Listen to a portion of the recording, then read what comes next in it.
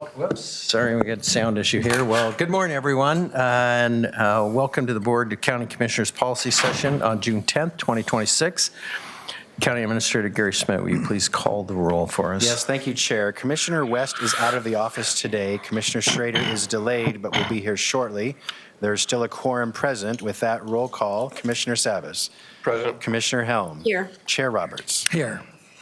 All right, thank you, Gary. And what we'll do now is I'll now recess as a Board of County Commissioners and convene as a Water Environment Services Board of Directors. And Gary, you want to introduce our first item for the morning? Yes, thank you. You're meeting as the Water Environment Services Board for the next two policy sessions. The first is Water Environment Services Rules and Regulations Updates.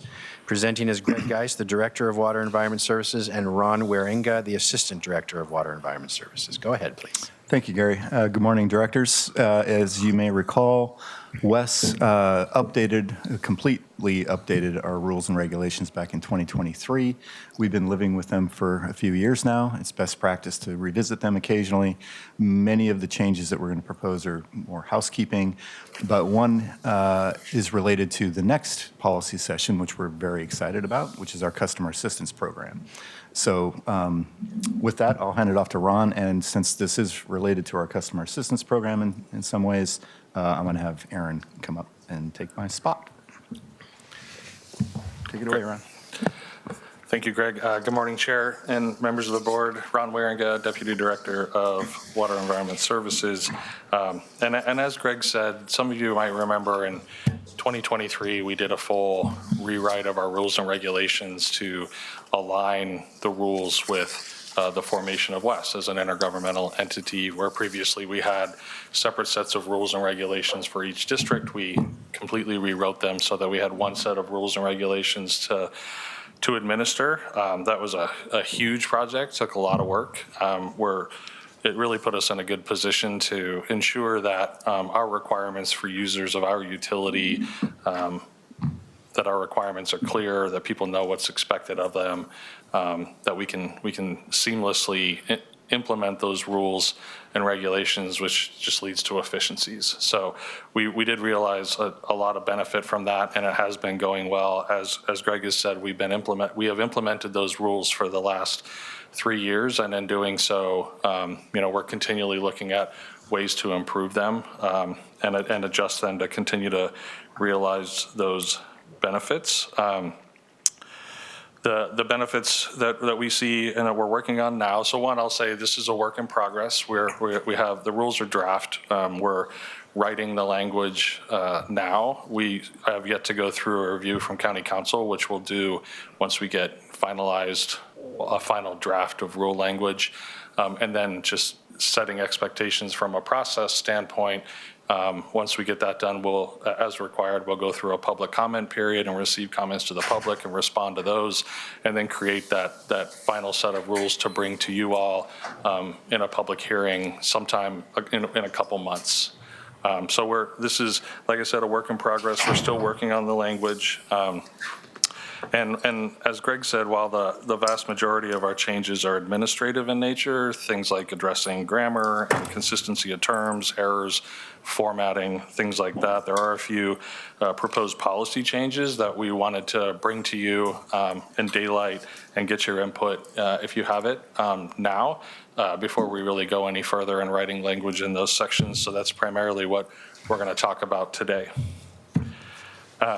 So looking in your packet, we broke these proposed changes with references to the sections where we would make the changes for the key policy proposals into two areas, two subjects. One has to do with reimbursement districts, and the other has to do with rate charges and billing.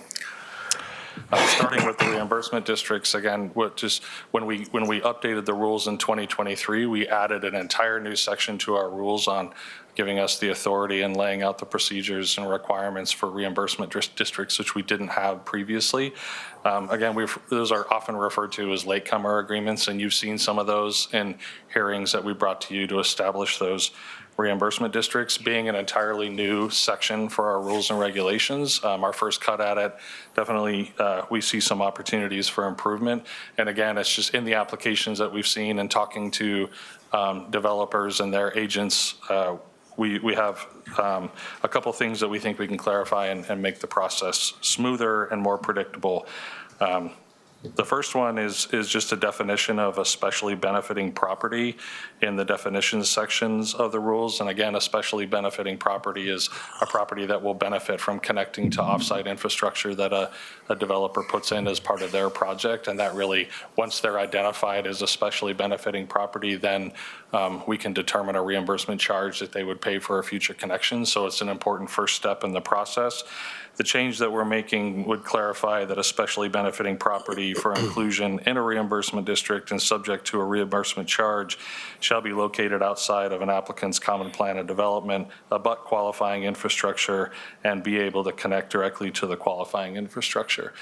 We have seen some applications and had discussions with people looking to establish reimbursement districts where they're including their own development and infrastructure for their project in the reimbursement district application, which is not eligible per the intent of the reimbursement district language. So we're proposing updating the definition of especially benefiting property to make that clear. It doesn't really change how we apply that section in our rules. It just sets expectations more clearly. That's what that change makes. I'll keep going. Were you going to solicit a question there? Is that what you're trying to do? I'm just giving time. If Okay. you want to comment now or later. Do you want Yeah, to question? I do. didn't want to interrupt you. Yeah, however y'all want to do it. Yeah. How would you prefer? As we go, Please let staff do your whole presentation and then board questions. Okay. do that. Thank you. I'll keep going. The other change in the reimbursement section of our rules has to do with interest rates that are allowed to be charged for or to applied to reimbursement charges. As the rules say, and as you've seen in some applications, reimbursement charges are applied to especially benefiting properties for a period of 10 years. If the property owner develops their property and makes a connection, they have to pay that reimbursement charge. Over those 10 years, there's a provision in our rules currently that an applicant could propose an interest rate that would be applied to the reimbursement charge over that 10-year period. We intentionally left that broad in the first cut of the rules of the reimbursement district rules when we established them. The challenge that we're seeing in implementation is people are proposing interest rates that are kind of all over the place, including, upward of 10% or more.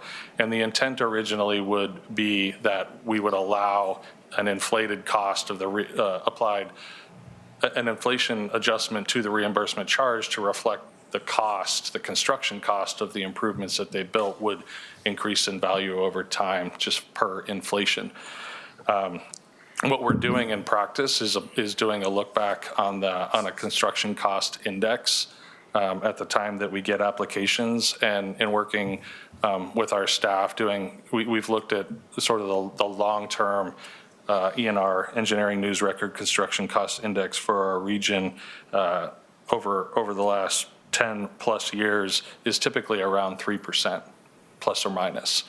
And so the proposal is to just set that rate in the rules so again, it's predictable. People that are applying know what they're going to get, and it eases the implementation and the decision about which interest rate to apply. So we're not looking at what year are we in the 10-year period.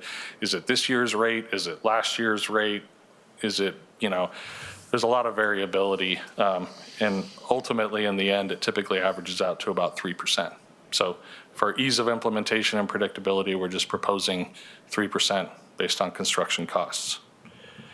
And the last portion of the reimbursement districts is an addition of a section on, well, the section already exists, but on apportionment of reimbursement charges. This came up in one of our first hearings for a reimbursement district. The question was, if a reimbursement charge is applied to a property and it's based on the frontage of that property, what happens if that property subdivides but doesn't develop? how do we handle the reimbursement charge? So if your reimbursement charge is based on 100 feet of frontage improvements and the cost of that infrastructure, and then you just divide that in half, you have 50-50. We didn't really have anything in our rules to say how would we then allow for a division or an apportionment of that charge. Another example that came up in the hearing was there might be a property with a house on it that, you know, it's 5 acres, and in the future it might develop and connect, and that reimbursement charge would be applied. But what if the house just connects because their septic system fails and they want to connect for infrastructure? Would the full reimbursement charge be due to connect one house, which would be a significant burden for that single connection? And so we added a section to the rules to allow for changes to the reimbursement charge based on those circumstances. That was something that County Counsel Jeff Munns had recommended after one of the hearings, that we could clarify that. So that's the third change there that would be a policy change in reimbursement districts. The second subject where we're looking at some changes is in our rates, charges, and billing section of our rules. The first one is a section on deduct water meters. We have authority in our rules now. So these are mainly for industrial users of our wastewater system. We have authority now to allow them to calculate an amount of water that they get if we bill them on water consumption on a water meter, which we often do. If they have, as part of their industrial process, in some way, they don't discharge all of that drinking water that is delivered to them to the wastewater system, we can deduct that. Examples would be evaporative processes, cooling towers, or in some cases, water that goes into product, particularly for beverage companies. And so our rules right now say you can give us data from more than one water meter that delivers water to your property, and we will adjust your bill. But we often have folks talking about sub-metering within their industrial process to say, you know, I can't get there. I can't tell you how much you should reduce from my water consumption and adjust my bill based on the water meters at the street. But we have or could have meters inside our process where I could give you a reliable number. And we do that to some degree now in our billing, but we don't have a section in our rules that clarifies the expectations, says what they need to do in order to give us a good number in order to deduct from their bills. So we added a section on deduct water meters to give us the authority and the procedures to adjust their water usage-based billing with sub-metering. Again, clarifies what the expectation is. It's more predictable. People know what they need to do. It gives us a little more authority over the data that we receive and make sure we're accurately adjusting people's bills based on that. And that's been an ask of folks that want more certainty on that process because they have to make investments. And then the second part in the section on billing has to do with income qualified discounts. And we're going to talk about that. Aaron and I are going to talk about that in the next policy session as well on adjustments and improvements to our customer assistance program, which we've talked to you about in the past. And we've daylighted that in order to implement some of the changes that we want to make to benefit our income qualified customers, we are going to need to make some changes to our rules. So the language changes in the rules now in section 5.15 is a new section that we've added for income qualified discount.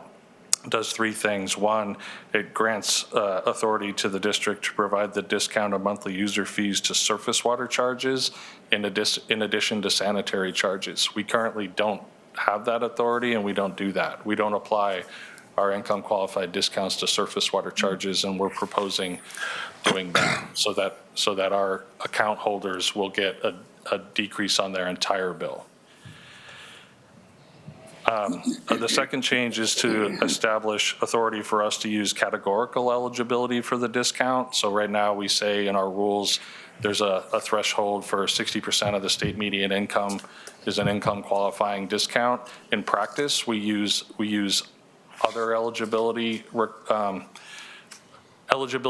other customer assistance programs like heating, water, and assistance, and SNAP, and other evidence of income qualified participation in other programs, but we don't have that written in our rules that someone could categorically qualify for the discount by providing proof to us that they qualify for another program.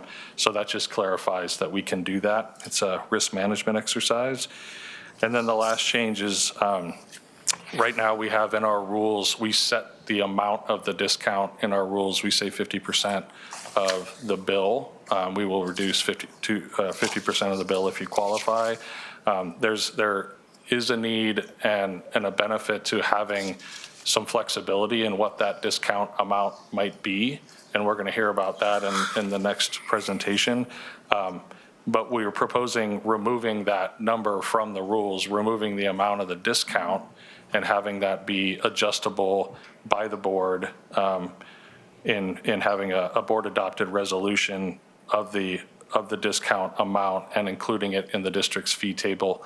That way it is still a board-approved discount, but gives us the flexibility to adjust that based on either need. It could allow us to expand the program to more users, and it allows us to adjust it with available funding if we have some resource issues with providing that discount. So it's a change in how it gets adopted. Again, it still keeps it as board approved and then moves it to the district's fee table. So those are the primary policy changes we're proposing and working up language for those changes. As I said, once our draft rules and regulations are prepared, we'll coordinate with County Council on a review. We'll do a public comment period, and then we'll bring the updated rules and regs to a public hearing for ordinance adoption. And that's all we have. Right. First of all, thank you for all the information provided, and very detailed as usual. Yeah, thanks, Aaron. I'm sure you probably had a part in that. And I know that Commissioner Helm or Savas had a question first. Go ahead. Yeah.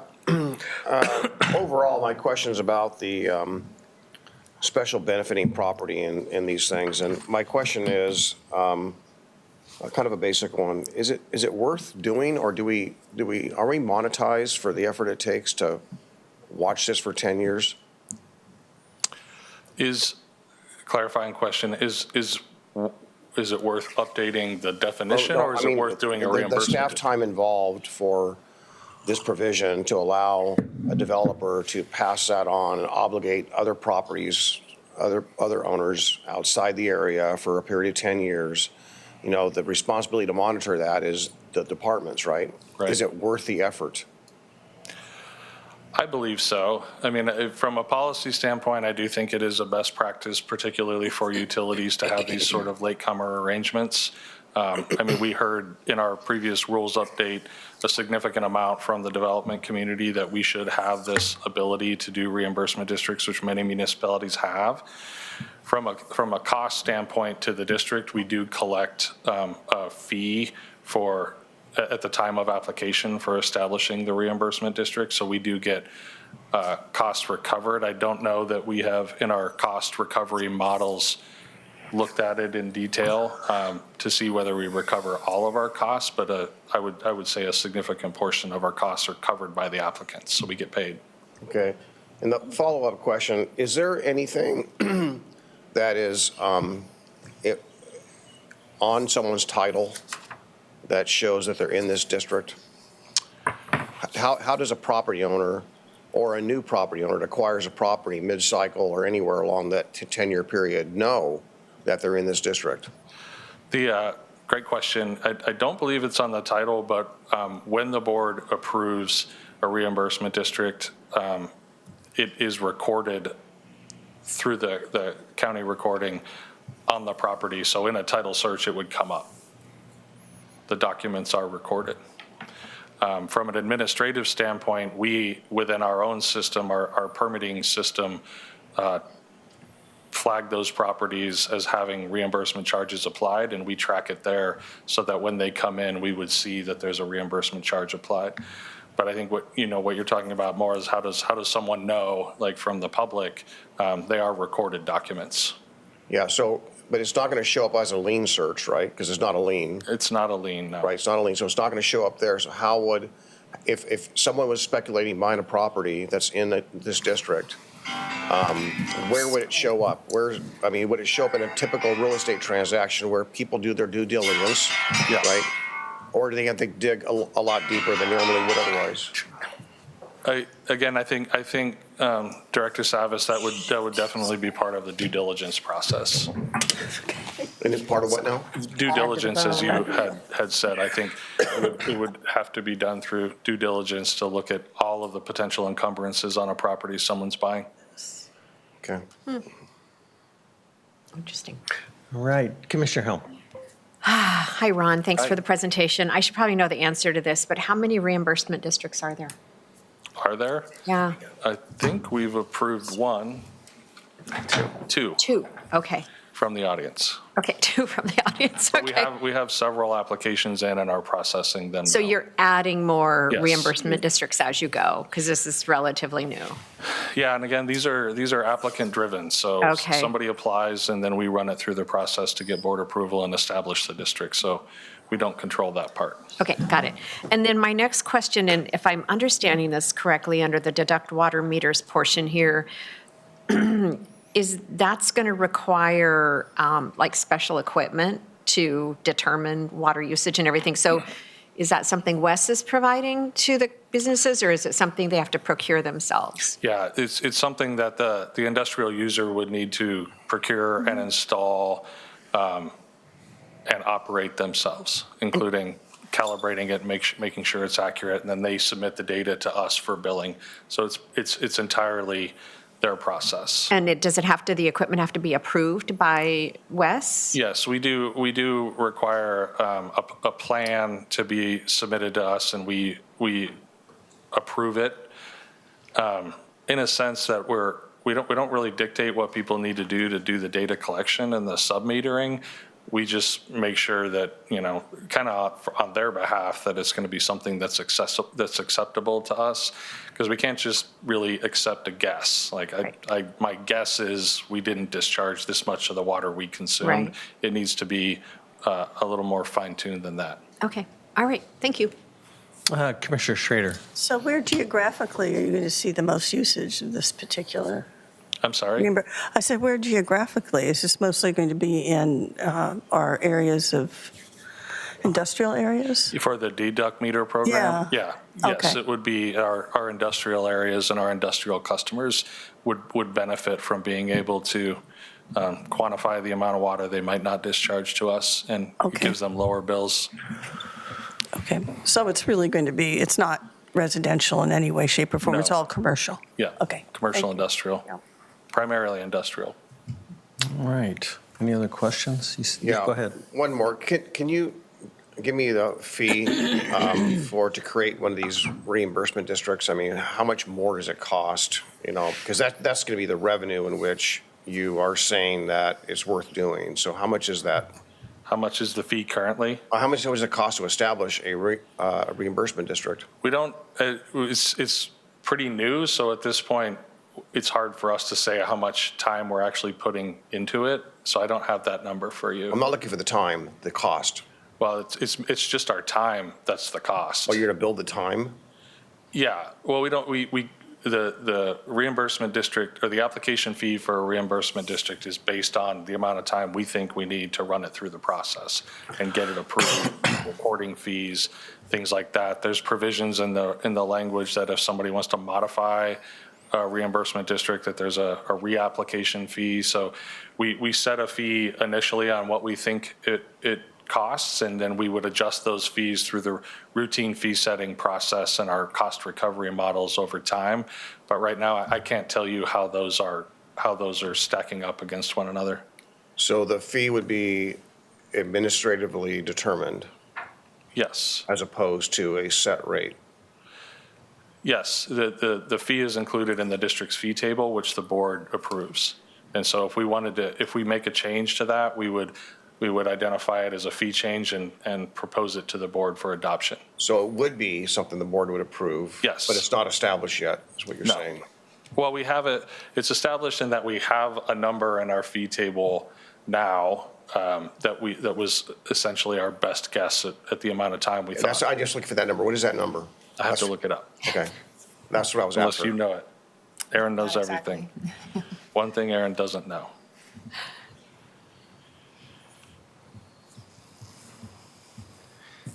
Please keep going, and we'll bring that data back. All right. So I turn to my colleagues, any other questions? I'm going to give Martha a hard time, that song, Bad to the Bone. I really don't think you're bad to the bone. Now you're going to have And I thought, I do Sorry. think, I thought I had my phone turned off, so I know, apologize.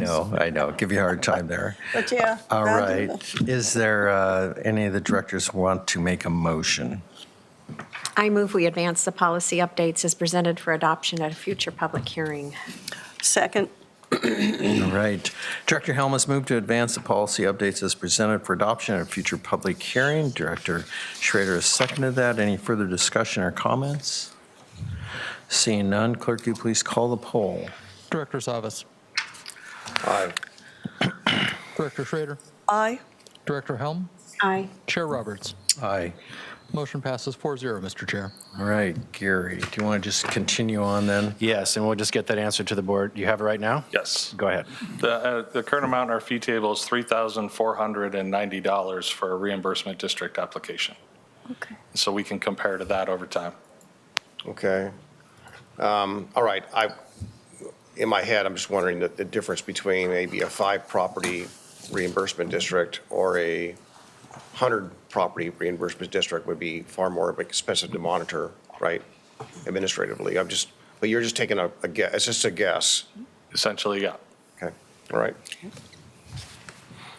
Okay, very good. The next policy session, you're still meeting as the West Board, is Water Environment Services Income Qualified Bill Discount. So who's presenting, Ron and Aaron? Aaron, Ron? For time, I'd say we All right. just go right to Aaron. All right, Aaron Blue is Finance Manager for Water Environment Services. Go ahead, Aaron. All right. Good morning, Chair and Commissioners.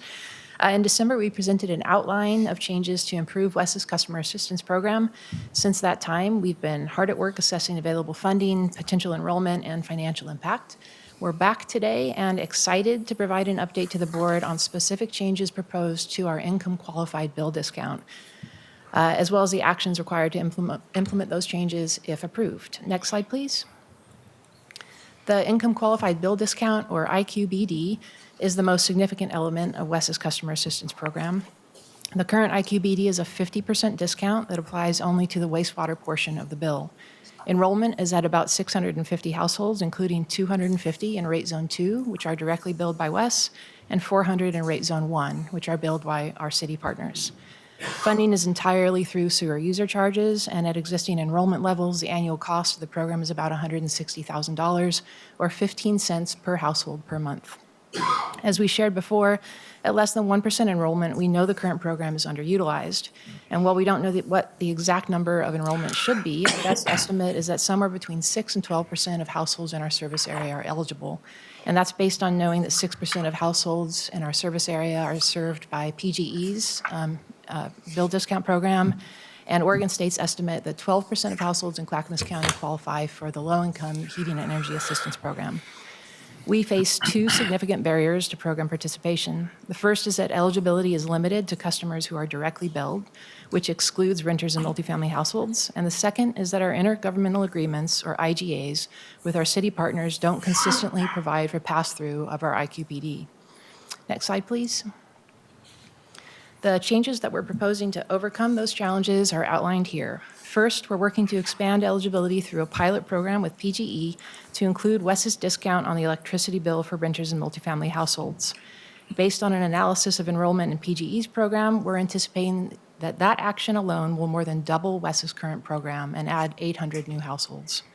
Second, we're proposing to amend the IGAs with our city partners to address outdated terms, which include discount eligibility based on income thresholds from 1982, the year those agreements were executed, and ensure that the terms for pass-through of WES's IQBD are consistent for all of our city partners. As Wes's IGA with the City of Milwaukee doesn't currently allow for pass-through, that update will result in 150 households that are enrolled in Milwaukee's program, which will become immediately eligible for Wes's program.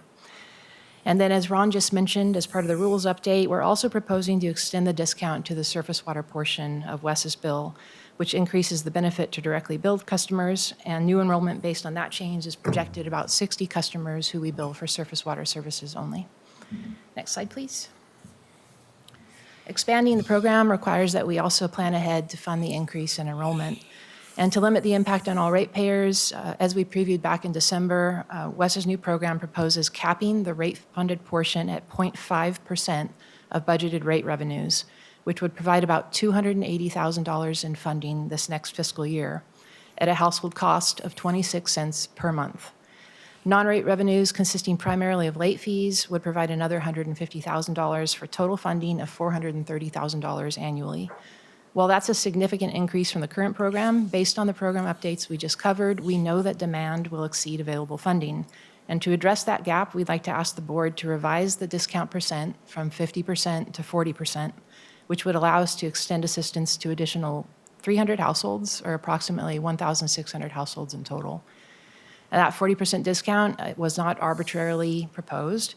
That's the percentage that will allow Wes's rates with the discount included to maintain a low impact rating for the total annual cost of wastewater and surface water services to be no more than 1% of the total household income for the lowest 20% of earners in our service area. Because a reduction in the discount has the same overall impact as an increase in the rate, this is an opportune time to make that change, as the current low enrollment means the impact will be limited, and adding the discount to the surface water charges offsets the majority of the reduction. If the 40% discount level is approved, customer bills will reflect a minor change of about $1.12, from reducing the discount to $26.08 per month from $27.20 per month. For our city partners, we're also proposing to implement the 40% discount effective in July 2027 rather than this year, to give them time to inform their customers and make those adjustments. Next slide, please. We have one more potential update that we'd like to share. And as the board is aware, Wes has good neighbor agreements in place with the 3 cities who host our Tri-City and Kellogg treatment facilities. Through those agreements, we contribute $1 per unit billed in each city to support community improvement, economic development, and environmental restoration in the areas around our treatment plants. Eligible uses of Good Neighbor Program funding include recreational improvements, habitat enhancement, and the broad category of collaboration opportunities approved by the parties. Consistent with that purpose for creating collaboration opportunities, we're proposing to add wastewater customer assistance as an eligible use of Good Neighbor Program funds. Specifically, a portion of the funds could be used to provide financial assistance for wastewater treatment portion of the residential bills to income-qualified residents within the city and Wes's service area through a city-administered program. This would potentially allow the cities to retain the 50% discount on Wes's portion of the bill if they so chose. It could also allow them to expand their own programs. To preserve the majority of Good Neighbor funds for environmental and recreational uses, we're proposing that the wastewater bill assistance portion be capped at 10% of annual contributions, or $10,000, whichever is greater. That would provide total funding of about $44,000 per year for those cities if they elected to utilize that funding and if it's approved by the board. Next slide, please.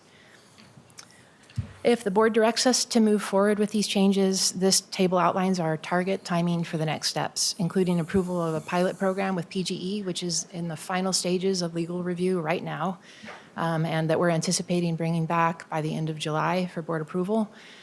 Also, amendments to the IGAs with our cities, including amending the Good Neighbor IGAs, which we would target for July, August. The rules update that Ron just covered in detail, targeting for August and September. And then finally, a resolution to set the percentage for the IQBD and approve the program funding. We believe these changes will have a meaningful impact on improving affordability of our essential services for households in need, and would be happy to take any questions you may have. All right. Go ahead, sir. Yeah, thanks, Aaron. I have a question. Knowing that the Milwaukee is a wholesale customer derived versus CCSD Service District 1, let's just say across the street, right, is Milwaukee, as the retailer, participating in reducing that rate, or is it simply the pass-through only in Milwaukee on the wholesale rate? Yes, good question. So right now, the city of Milwaukee has their own customer assistance program that they're discounting the retail portion of the bill on. Extending Wes's IQBD to Milwaukee would allow them to discount Wes's portion of the bill for their customers. So potentially a 40% reduction in what we bill Milwaukee for the wholesale services. Okay. And is that similar with Gladstone, West Linn, and Oregon City? Yes, exactly. So right now, the IGAs with Rate Zone 1, Gladstone, Oregon City, and West Linn all allow for the pass-through, and they are including a 50% discount for the wastewater treatment portion or Wes's portion of the bill for customers that qualify. Okay. So early on in the presentation, when you were talking about the participation level, essentially, I know that recently, I forgot who, it was the waste haulers. They were looking at the utilities to see what participation was, and then it sounds like you are same, like looking at what PG and others. So I guess that in order to understand who those customers are, we're relying on maybe PG or one or two, eh? We are, yeah. So the pilot program, if I can talk a little bit about that, PGE has offered to distribute collateral on Wes's behalf to customers that qualify for their program, promoting Wes's program and letting them know how they can apply for Wes's program. So yes, we are relying on kind of a data sharing agreement with PGE to access those customers that we don't have direct relationships with. Okay, thank you. Great. Any other questions? All right. Is there a motion? I move we approve the plan for implementation of the income qualified bill discount as presented and direct staff to return with specific program elements for adoption. Second. Second. Director Helm has moved to approve the plan for implementation of the income qualified bill discount as presented and to direct staff to return with specific program elements for adoption. Director Schrader has seconded that. Any further discussion? I just have one clarifying question, Chair, if I could. So when the waste haulers were here and talked about the program and they opted for the 75% discount, that was a recommendation. And what it did was everybody else pays a little bit more to supplement this program. And this is the same, is this the same kind of thing, or is this built in your budget to offset? Great question. It is already built into Wes's budget. So the proposal would be a 26 cents per household per month impact if you approve the funding level as proposed. Right, okay, thank you. So essentially by offering the discount, we're also increasing the rate. No, it's already built into the existing rate and It's existing built budget. in. Yeah, Yeah. I just wanted to clarify that.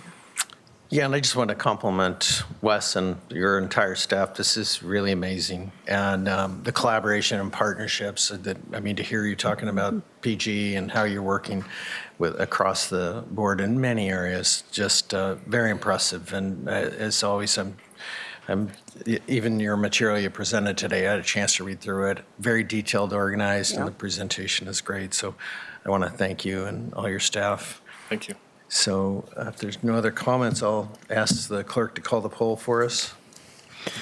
Director Savas, Aye. Director Schrader, Aye. Director Helm, Aye. Chair Roberts. Aye. Motion passes 4-0, Mr. Chair. All right, again, thank you both. Thank you. Thank you, Greg.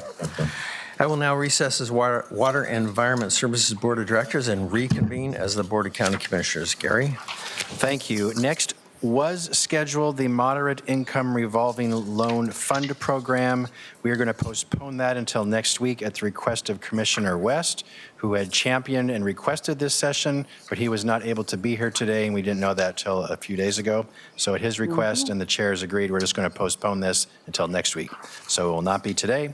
Moving on then, we're now on page 7 of your scripts, if you're following along. The next and final session for this morning is Strategic Communication and Community Engagement Plan Review. Presenting is Public and Government Affairs, the Director of Public and Government Affairs, Tonya Holowetsky. Thank you, Tonya. Go ahead, please.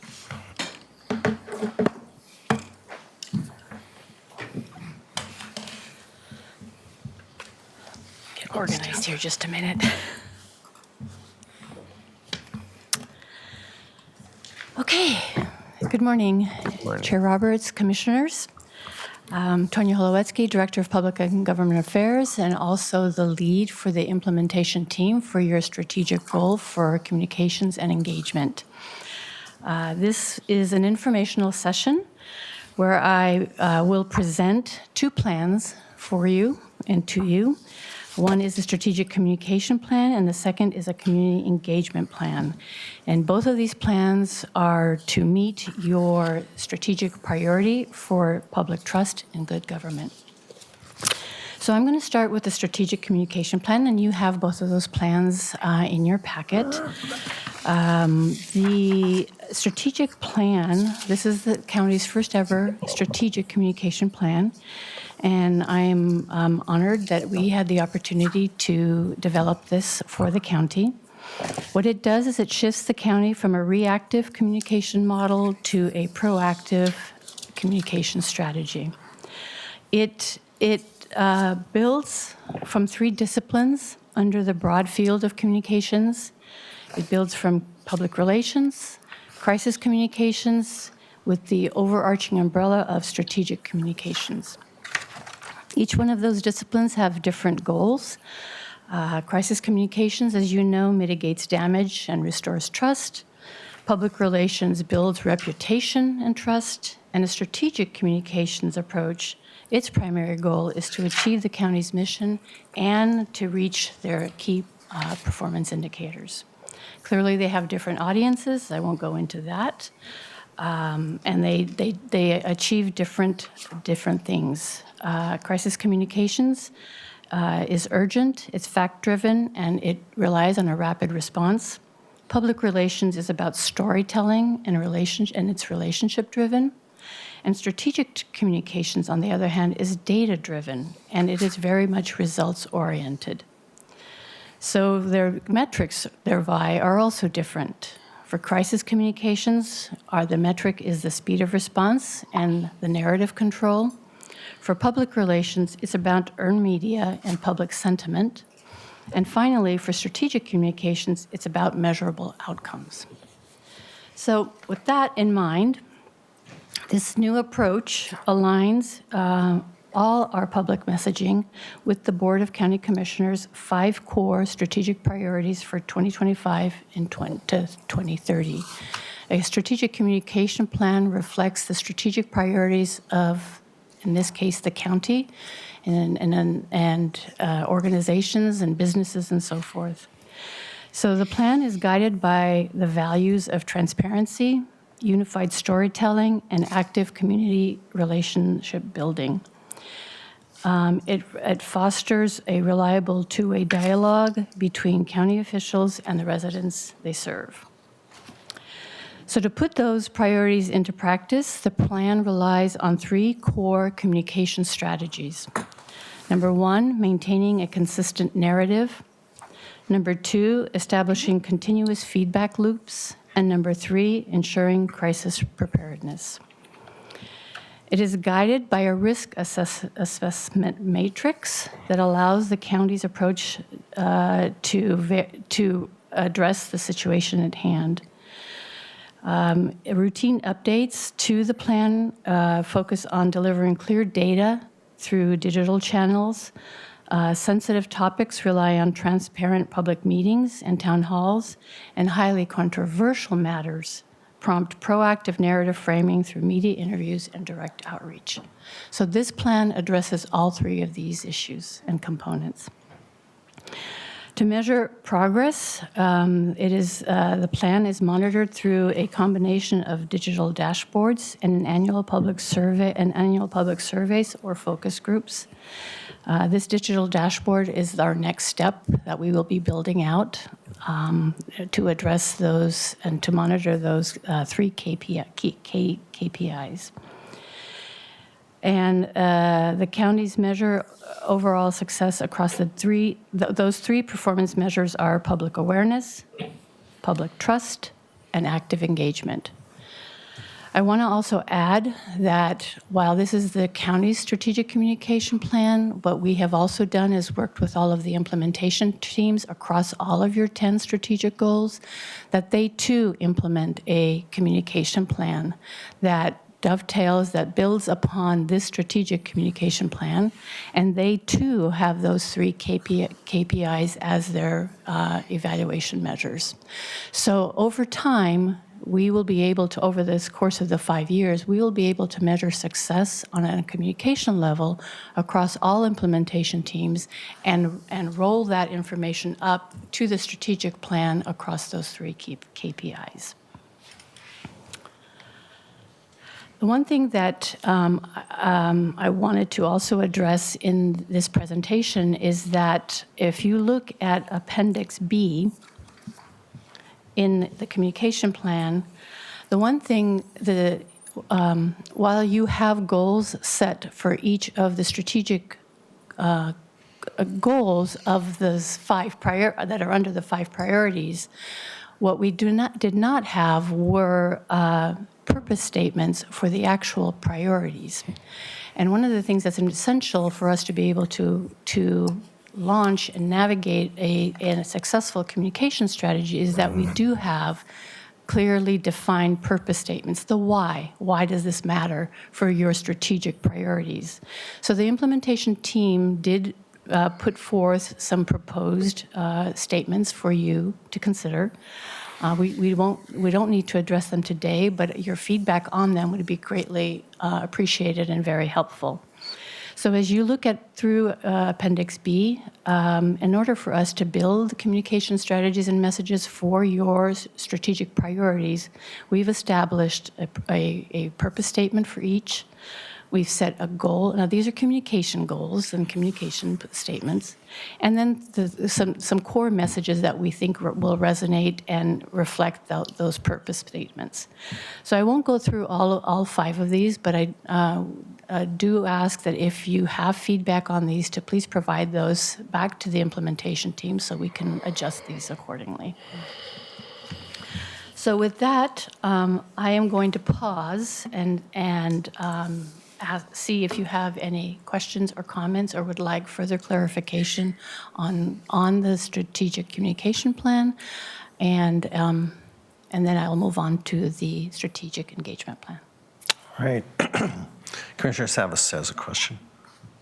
Could you repeat that last part? You to move on to the what part? The strategic engagement plan. Okay. So maybe the answer is there, but I do want to ask a question. What departments do you engage with on a regular basis? And which departments do you not engage with, or they choose not to employ your services? Yes, that is part of the next presentation, but I'm happy to answer this now. We engage with every department.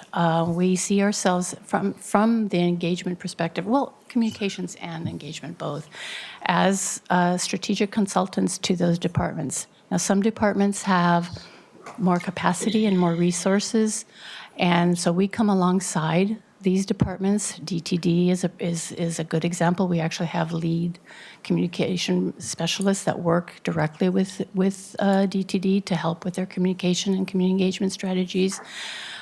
We work closely with many of the divisions within H3S. They, on the other hand, do not have leads. There's one lead for public health where we do, again, work very closely. But we come alongside and we build strategies and proposals on how to approach whether it's communications or community engagement. When I get into the community engagement component, we actually did an analysis of some of the engagement strategies that departments have done over the course of the years, and we have some data to share there. I wouldn't say that there's any particular department that doesn't want to use our services. I think we've built a really good relationship across the county with all the departments, and I think we are recognized. In fact, I know we're recognized as experts in these areas. It's more a matter of resources. Resources? A matter of resources. Okay. All right. I know there's been, over the years, before you got here and ongoing, I do know that you've had embedded folks that are in particular departments that do that work. So there's coordination that are there naturally. Absolutely. So, I think absent that, it would seem that if I was in your shoes, I would be reluctant to message on behalf of department if I didn't have their input. So I don't miss message, right? Absolutely. Or maybe omit something that. Absolutely. So I'm just curious about if there was a ranking you had. I mean, I'm asking for it now. I'm sure it's not here, but I just want to get a better idea. I don't want PGA to take a criticism if another department was not engaged, right? Right. So that's my point, is how do we, and then the metrics in the end for this work will reflect that and maybe be calibrated for maybe departments that don't engage. Yeah. Yes. Well, one of the things, and again, I won't spend too much time explaining, but we have an intake process. We actually created a form that for any need that departments have, they submit a form, and part of it is around communication planning and community engagement. When that form comes into our department, we assign a lead to that project, and then that lead works with those departments or that department to help shape their communication or community engagement strategies. So we work very collaboratively, as I said, across the board, and we've worked really hard over the last years to, number one, better articulate what our services are and what we provide, but then also build those strong relationships with the departments with whom we don't have embedded staff. We currently have embedded staff with WES, we have embedded staff with DTD, and we have our PIO splits between the county needs and the district attorney's needs, and we have an embedded staff with public health. Thank you. Right. Commissioner Helm. Yeah, thank you, Tonya. I appreciate this. I will say that during candidate forums that both Commissioner Savas and I were involved in, we heard from people that said we can't find information on what's happening at the county, and more communication is needed. So I think this is a great start. We were able to say that we're working on that. It is one of our strategic goals. And there is a frustration out there, I would say from my point of view, that you can't make people get involved. You can't make people want to know, and they rely on misinformation on social media and everything. So it's, I really appreciate this effort. I think it's going to be a game changer for the county. Have you gauged what types of information people are looking for in general? I mean, is it data? Is there a way to even know what things people are looking for? We do a community survey every 2 years. Recently, we've also, this year, unfortunately, we were not able to do it due to funding challenges, but we also now do focus groups that follow up with the community survey on the next year budget. So we do the survey 1 year, and then we follow up the following year with focus groups. What we do learn is what their priorities are. One of the questions we ask in the survey are, what are your top concerns, needs, priorities? So that is what we do know. I can't tell you off the top of my head what those top are, but I'm certainly happy to share those with you. When we do the focus groups, we dig a little bit deeper to try to get that information. We've started this. We did the first focus groups following a community survey last year, the last cycle. So we only have one set of data, if you will. So over time, I hope that the department will continue to do that because I truly believe that communications is data focused. We talk about pretty, but from a professional's perspective, communications is all about data. And so we hope to have more of that and then can better answer that question. Okay, good, thank you. And Commissioner Schrader. Yeah, thank you for being here today. It's you have a great staff. It's always wonderful to work with you guys. And my question is, let me give some context. Back in the day, we had complete communities where we actually had spent actually quite a bit of resources to work with a consultant. I believe, I can't remember the name of the consultant, Gary, you probably would. Kogan Owens. Kogan Owens Cohen, which, gave us an outcome with hamlets and villages, which might have been a good thing, or I don't know, or they're very vocal, let me put it that way. And we had huge community meetings on a regular basis with actual activities. My concern is that given the shift to media, what is our presence in, Instagram, LinkedIn, website communication? How are you using the social media platforms that seem to be where people are going with this? I honestly miss those days when we had huge groups of people together on roundtables doing that. Seems harder to do, but where is that piece reflected in this? And like our website updates, that kind of thing? Well, we use all of those channels, not only for our communications, but also for the community engagement. Okay. The sad news is that even social media is not a go-to in today's world. For many reasons. I don't want to go into those. It's become very toxic. It's become very much of an echo chamber. So, but we understand that people do use them. We track demographics. It's mostly in the middle-aged, and it's mostly women. So we aren't hitting a large swath of our demographics through social media, for example. But we use all the channels that are available to us. Our newsletter, and I'll talk a little bit about that more when we talk about our CPOs and hamlets. We've instituted a newsletter recently that we put out quarterly to the CPOs, which has been very well received. We follow that up with monthly, we call them quick notes, that we just quickly information updates that we provide to CPOs and hamlets and encourage them to share with their communities and also to subscribe to those. So we're looking for different ways of reaching them directly. But all the channels that we've used, whether it's our website, whether it's our social media, the meetings that you all have that carry the information to them, the media landscape is changing. It's shifting, and it's not very well trusted anymore for many reasons. So that's the challenge that we need to continue to face.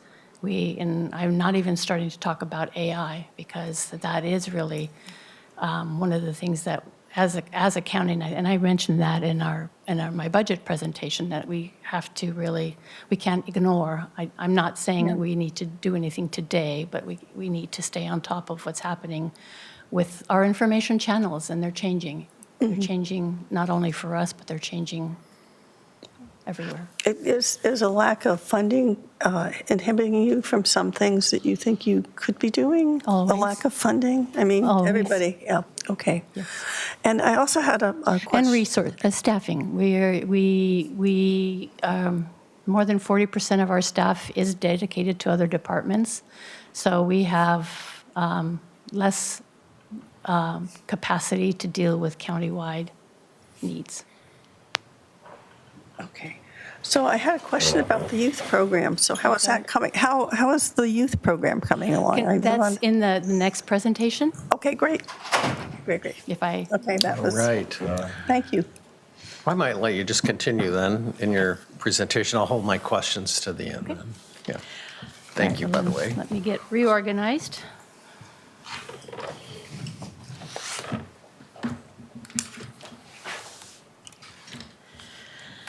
Okay, so now I'm switching to our community engagement plan.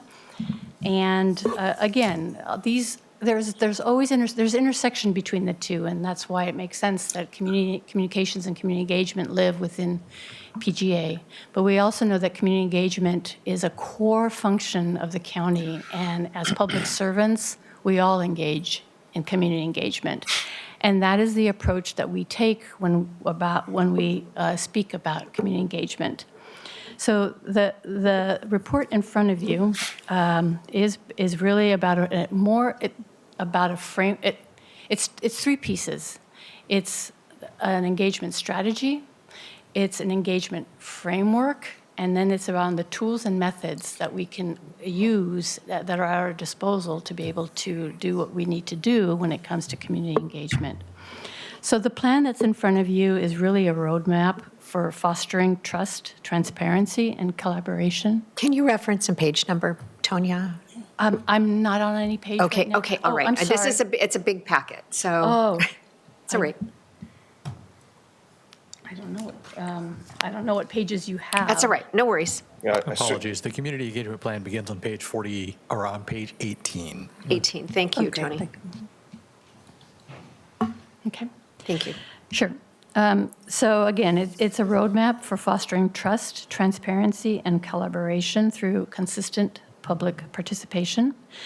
To ensure that our programs meet local needs, the framework that's in the plan draws on several established community programs. So this is where we call our legacy programs. Those are existing programs. Those are our advisory boards and commissions, which provide the Board of County Commissioners with lived and professional expertise, our community planning organizations, or CPOs, which facilitate independent community dialogue and feedback on land use decisions primarily, and hamlets and villages, which serve as an extension of the county leadership to bridge communication gaps in unincorporated areas. So those are what we call our legacy programs. What we are proposing and what we're moving forward with is, in order to expand our reach, we're introducing 2 new initiatives that will focus on younger residents and also on recognizing the volunteers that serve alongside us for the benefit of the community. So the youth engagement program that we will be launching offers 8th to 12th graders what we call micro-volunteering and leadership opportunities, while a new internship program will introduce young adults to public service.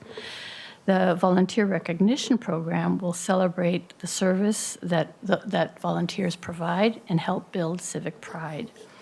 These programs will be complemented by recurring public events, which include regular town halls for open dialogue, an annual CPO roundtable, which we currently have as our community leaders meeting, the annual State of the County update, and I mentioned the biannual community focus groups that we use to targeted feedback on community concerns. So behind the scenes, the county ensures the quality and continuity of these efforts through a data-driven best practices and through centralized resources. We do set forth some engagement performance indicators that track effectiveness and keep efforts people-centered, while we also are proposing to launch a staff-led community of practice, which enables internal teams across departments to share strategies and maintain consistency of practice. And then finally, we are launching a Engage Clackamas public webpage that will serve as a centralized online hub, making it easy for residents to access surveys, polls, events, and other volunteer opportunities. One thing that is in your plan is a community engagement framework that was adopted by the International Association for Public Policy, or IAP2. And PGA formally adopted this framework back in 2021 and presented it to the board.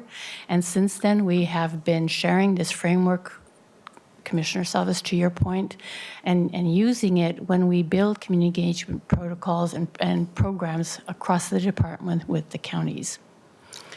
One thing that is not part of the plan, but that I wanted to share with you is that, and I mentioned that about 2 years ago, we wanted to get a better understanding of, as I stepped into becoming more involved with our community engagement program, is where is it, what are we doing, and how is it functioning? So we did two 2 audits. One, we looked at, we conducted a study around community engagement with spanning 4 departments. So we took 9 projects that other departments, or whether we helped or not,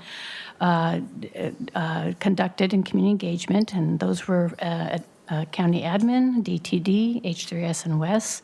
And we looked at, and we interviewed the leads for those projects and asked certain questions. And what we learned is that when you look at that spectrum that's in the plan, the IAP2 spectrum, there are five opportunities for engagement, beginning whether we're informing our community or whether we're empowering our community, and everything in between. So what we learned is that most of our engagement efforts fell into the inform effort. 67% from those 9 projects, 67 of them mostly focused on informing as part of the community engagement strategy. 44% took advantage of the consult model, meaning the to ask, not only informing, but asking for feedback. 33% involved, actually, a community, and 33% also asked the community to collaborate in the decision-making process. And it's not to anybody's surprise that we really do not do much in the empower vertical, if you will, but there's many reasons, and I don't think that's one that often gets used. When we asked them about resources they used, 78% of the projects relied on outside resources, 56% of them relied on consultants, and 11% relied on some college support or facilitators. Both were at 11%. When we asked the engagement staff across the departments what goals they had, if they set goals, the 100% said they did. 70% said they established those goals at the beginning of the project, and 22% of those goals said that those goals evolved over time. And the reason we're asking these questions is because what we're trying to do is establish a county-wide practice around community engagement. The consistency is important, and raising the bar and how we do community engagement is important. So we needed a baseline of information of what we were currently doing. When asked if they identified what success would look like, only 55% said that they did that prior to engaging. And 78% did not have engagement metrics to measure the success of their engagement efforts. So again, the purpose of this this plan is to build all of those elements and metrics into the way we engage with the community so that we can measure our success. When asked about the type of support they wanted and needed, 100% of them said they were interested in a community engagement network, which is what we were proposing to launch, to be able to meet regularly to share and discuss engagement strategies and best practices. So that we did prior to even embarking on this strategic engagement plan, but it also set us up well to then think about what are some of the things, the gaps, and some of the needs that are there. So as you look at the plan, like I said, you will see that we are continuing to embrace the IAP2 spectrum, there are examples out there today where some of the engagement efforts that are underway reflect this spectrum. I think the Sunrise Corridor is probably the best example that has really embraced community engagement.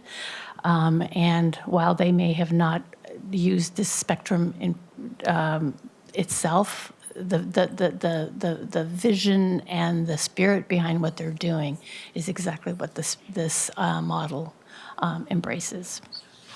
So I'm not going to go through everything that is in that plan. I would rather open this up for any questions you have. We do have a plan, a well-developed plan for our youth engagement program. We did run it by some educators to see how viable it was, and we got a huge thumbs up.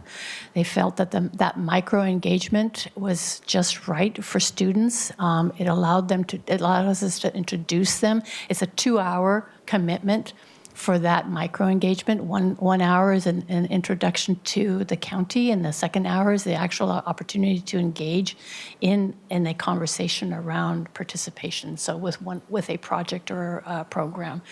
And then the second level is a leadership track, which is an 8-hour commitment where we actually work with the youth to build their leadership skills and where they actually help us design and develop program. So again,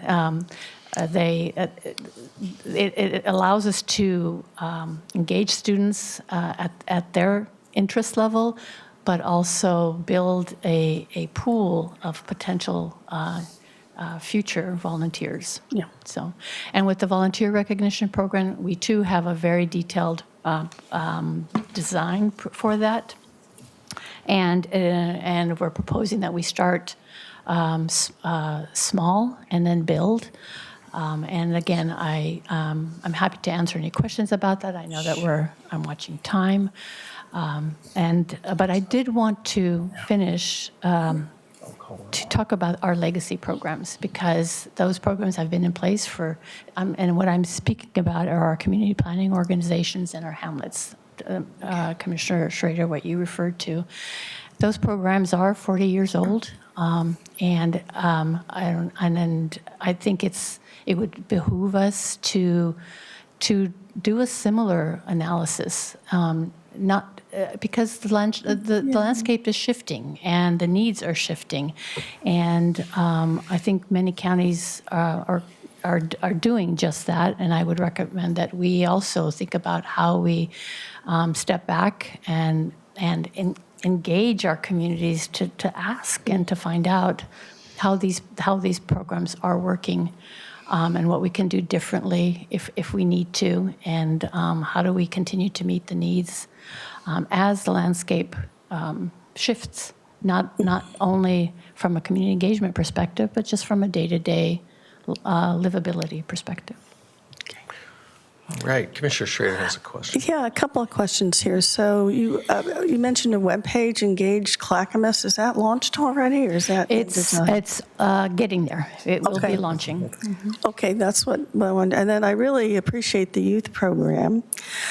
I'd really like to be involved with that because I still have my teaching credentials. Excellent. And there is a fantastic curriculum that the National Association of Counties has put together. And we tested it this last, looking at engaging youth under the Women of NACO. So we had a group of youth where we actually implemented the curriculum, and it's all about counties, and it was quite successful, and we're going to try and grow that at the national level. So when you talk about internships, this is not like a commitment for like coming into the county once a week or anything like that. It's just hourly commitments. We're looking right now. I mean, we're looking at this as a pilot. We're going to learn as we go.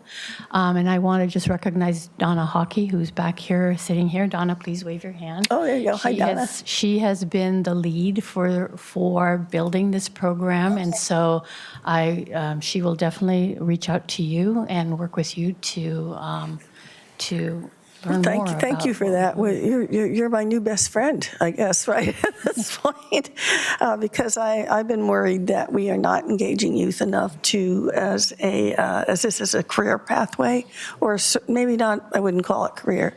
It's a sense of service pathway, where you have community involvement. It's an excellent curriculum. It explains counties clearly. And I'd be very interested to know who you're reaching out to, from what school districts, what teachers you're speaking to, and see if we can really build this program up I know Lake Oswego has a youth council that's been very successful as well. Well, in my past life, I don't know if you heard of Oregon Student Voice, but yeah. I was the lead behind building that. So, Oh, fantastic. So Thank you. we have some experience in getting Oregon students involved. Yeah, and I would be more than willing, colleagues, to dedicate my time towards meeting students, and I miss the classroom. What can I Yes. say? I do miss it. But I'm sure that all of you will have opportunity to be engaged in this. We're Okay. not asking for your liaison assignments today. This is an informational update, and as we implement, we'll come back to you. Sorry, Commissioners, I'm getting ahead of myself, Gary. There you go. Okay. All right. All right. Martha, do you have anything else for? No. No, all I'm right. fine. Commissioner Helm.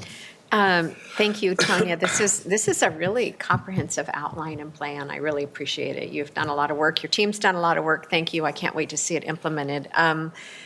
So question, when I get, and this is probably something you're looking at, when I get my ClackCo newsletter in the mail, I wonder, is it still relevant? Is it, what is the cost? Do people read it? Does it go into the round file? I'm a paperless person. The magazine? Yeah.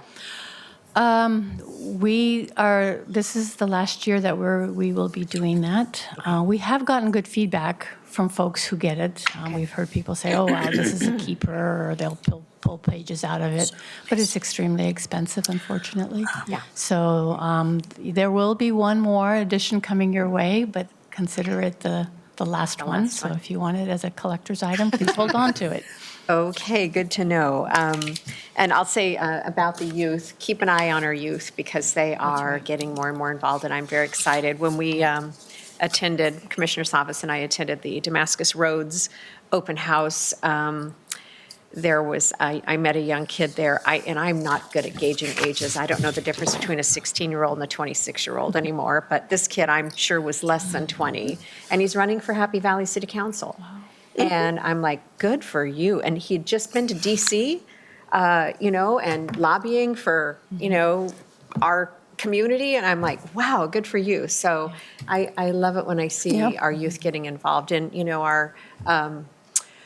the mayor of West Lynn, I think, set a record as the youngest mayor in the state of Oregon. So I love fresh ideas and kind of a new way to look at things. And I'm excited for those people to get involved. So that's it. Back to you, Chair. All right. Commissioner Savas. Yeah, I got a lot to say here, but I won't cover everything, but I'll just give a most recent example. I got a call last night from a community member, and she was trying to figure out how to get her community more involved around a particular issue. And in that area, the CPO is dissolved, I guess, or is no longer active. And, I think there was a point in time, I'll just use the fabric analogy, right? We have this fabric of networking. And, as a result of COVID and some of the lack of involvement, I think there's now holes in that area, or maybe our community is not as connected as it once was. And I know one of our goals is to work on that. And I know we've been talking about what if it's, Complete Communities 2.0 or something like that, where we go back to whether it's the same consultant or a different consultant. But the other aspect that has really changed things quite a bit is our, what was once Pamplin Media, the community newspaper status of having newspapers everywhere and having reporters, abundant reporters, reporting on all the good stuff and the not so good stuff. And so there was a lot of information circulating, and that's really tanked quite a bit, right? So it's not as robust as it once was.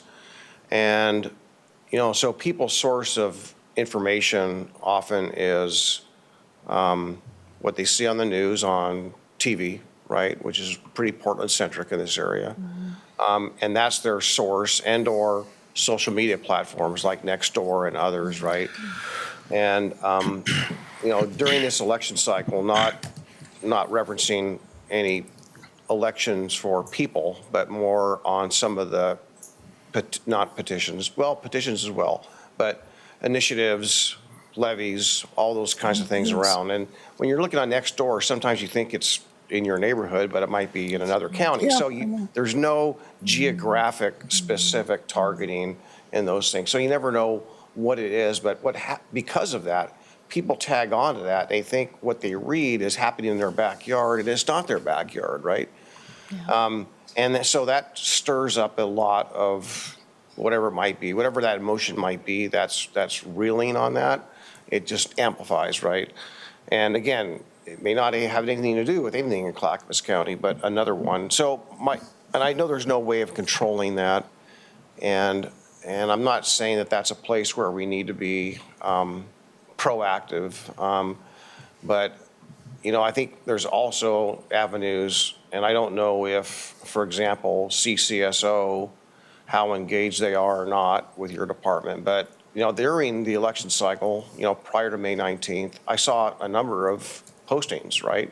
Not from your department, but from some of these social media platforms, and I'm assuming that CCSO relies on their own stuff internally rather than your department. Is that a fair? Okay. Yes. Yeah. So I know that's hard for you all to be involved in that. I'm hoping that they're flagging that, right? I assume that they're flagging some of those negative posts and maybe trying to, adjust or calibrate their messaging. Which got to my earlier question on the last round, is what departments are active and what are not. But I don't know how we really fix that. I know references to, I know Commissioner Helm and I and Commissioner West to say, well, go to our website, right? And then sometimes I would double check our website, say, oh, well, that issue, I really can't really find it easily, right? It's not intuitive, in order for you to find that. So all to say that we're always going to be reactive to some degree. I think that's right? Absolutely. We're always going to be reactive. But I'm just running how we capitalize on, things that when we see a red flag that, the right department's reactive to it, whether or not it's yourself or not. Let's just say it's a city that they got something going on. I don't know if we see something maybe that the city's not aware of. I assume that they are as well, but I just didn't know if there was an opportunity to maybe have more integration, right? Whether it's jurisdictional integration and departmental integration. And I think that's not really as much anyone's fault, but I think it puts you in an impossible position to, if you don't have a participating agency, to intervene, right? Yeah, well, you're right. And from at least a community engagement perspective, that is kind of the goal of the community of practice that we want to establish, so that the departments are talking to each other, so that those practitioners out in the field are actually talking with each other. And we have a forum where we can then talk about challenges, successes, best practices, sharpening our skills around this engagement model, all of those things. But from a communications perspective, you're absolutely right. If we're not engaged, a lot of times we don't know. But like I said, we do work. I don't want to come across saying that we don't engage with all the other departments. Even with the sheriff's office, I will say we did meet originally around the levy to kind of put our thoughts together, and they did seek input and advice from us. So that was super welcome, and we're always happy and willing to step in and help. We may not have the resources, but we have the expertise, and so we can be thought partners with the departments. Right, and I know it's not your role, nor do you probably have the funding to have enough staff to do all the things you could do, right? Right. So I will say that, being involved in elections and forums since the year 2000, it's been a long time. But, historically, I would see, if the fire district or school board or CCSO had a levy or a measure that they were out there, that they were taking advantage of all those platforms and forums, right, to be there. It might be an election about maybe candidates, and then well as someone there representing, again, a levy or a measure or something that they're all asking for. And, I saw some from the fire district, depending on where I was and what issue the fire district was promoting. So I saw presence, right? There were people in the room. But I think there was a vacuum, and I found myself, Commissioner Helm, and especially Commissioner West, I want to give a shout out to him, that he took those opportunities sometimes to broadcast the levy, right, the issue of the levy. But I certainly seen cases in the past where CCSO was far more engaged on this topic and promoting. And I just think that that was something that, not your department because you're not engaged there, but it's something that it would be incumbent upon CCSO to step in that space a little bit better than they had.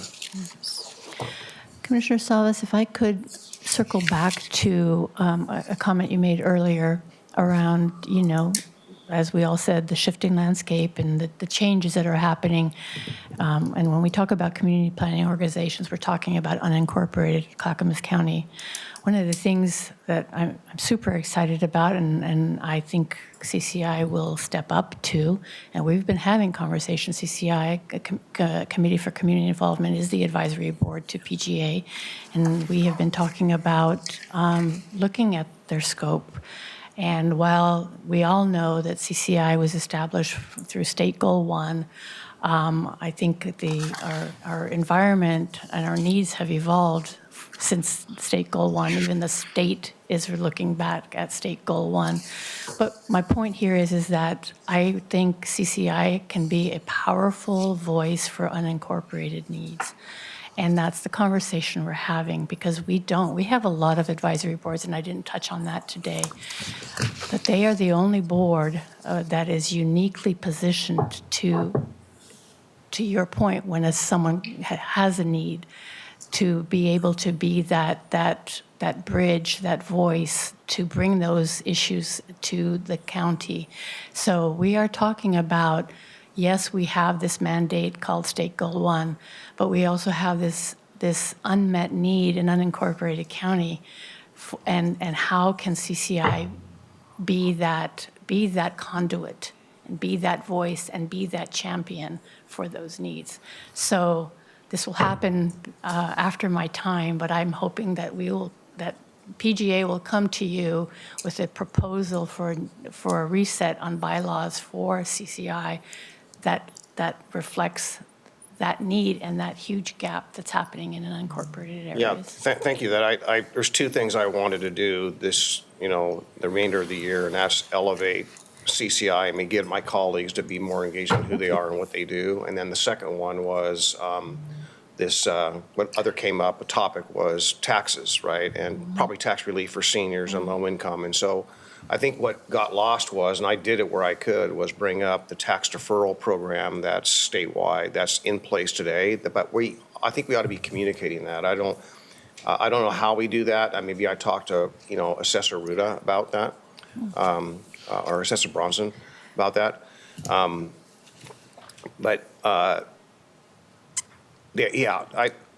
think those are two things. Again, just based on what I heard, I think there's some space there that they could fill that vacuum. Yeah. Right.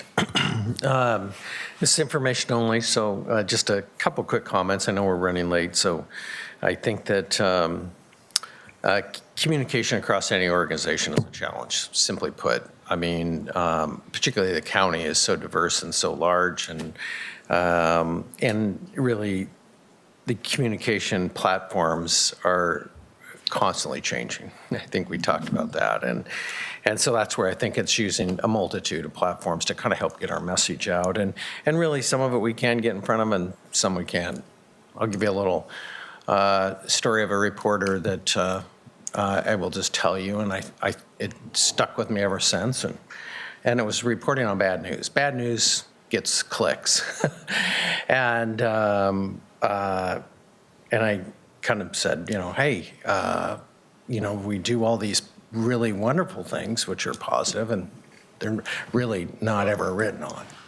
And the comment back to me was, that's not my job. And so it was really important to me to recognize that we as a county do a lot of wonderful things. And if we don't tell our story, nobody will. And that's why I really believe we have to be aggressively proactive. And this is where I want to kind of give some shout outs. You've got a lot of staff in the back room, and I want to thank you for all that you do. I've I will do backflips on our business spotlight videos. I believe that is just, Yeah. you guys have knocked that out of the ballpark, and that is really helping recruit businesses to the county, which is so essential in telling that story. I can tell you, going to DC, Trent and his entire staff just worked diligently to make sure I felt like I was speed dating or something because they had me going from place to place, and I think we both left kind of exhausted, but we accomplished our goal and we came back. And then also kind of Dylan and others that help on groundbreaking events. There's a lot of coordination on putting that together, and there's a lot of groundbreaking going on. So, which are great stories to tell. So I just think that the one thing that I know you've taken huge budget hits, and from my perspective is I strongly believe it's a section of the organization you have to fund. And the reason is because unless we educate the people about the critical things we do, SHS funding, right, that will come before the voters at some time. And if we haven't told those stories about the lives that we've changed and how we've addressed that homeless issue in really a thoughtful, compassionate, cost-effective manner, we won't see any of those dollars continue. And so I think it's, and also I think it's really, it is about a coordinated approach on this. All the departments really, I think that working together to kind of send out a consistent message and where we can really highlight the great work. So thank you. And thanks to all the staff in the back room for all your hard work. I sincerely appreciate it. And unless there's anything else, we'll go ahead and conclude this session. I want to thank you, Tanya, and we'll be adjourned. Thank you.